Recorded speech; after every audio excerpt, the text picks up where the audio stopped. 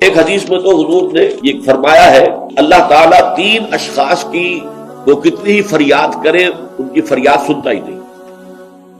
ایک ایسا شخص جو اپنی بیوی کے ہاتھوں نالا ہے، وہ کچ خلق ہے یا جو بھی ہے اس کے اندر، یہ سب ہے، روتا رہتا ہے، اس کی شکایت طلاق نہیں دیتا، تو اللہ اس کی بات نہیں سنے گا۔ جب میں نے تمہارے لیے دروازہ کھولا ہوا ہے کیوں نہیں اسے اختیار کرنا؟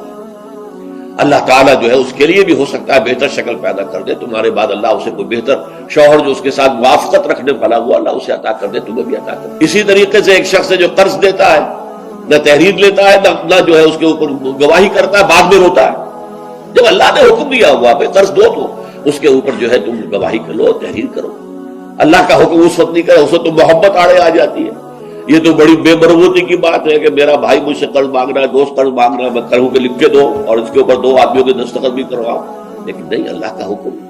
اب اگر تم نے وہ حکم نہیں مانا اب مت رو، اللہ تعالیٰ تمہاری جو ہے وہ جو بھی تمہاری فریاد نہیں سنے گا۔ یہ میں روایت آپ کو سنا دیتا ہوں۔ وقد روى شعبة عن فراس من الشعبي عن ابي بردة عن ابي موسى قال 3 يدعون الله فلا يستجيب لهم۔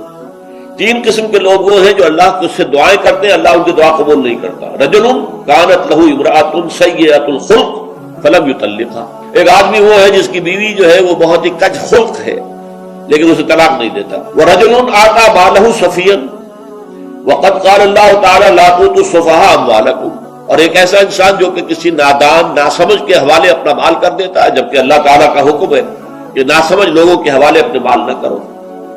وَرَجُلٌ لَهُ عَلَى رَجُلٍ دَيْنٌ، اور وہ شخص کہ جس کا کوئی قرض کسی کے ذمے ہے، وَلَمْ يَشْهَدْ عَلَيْهِ بِهِ، اس کے اوپر اس نے گواہیاں نہیں کروائی تھی، اور روتا ہے تو روئے، اللہ تعالیٰ اس کی دعا نہیں سنتا۔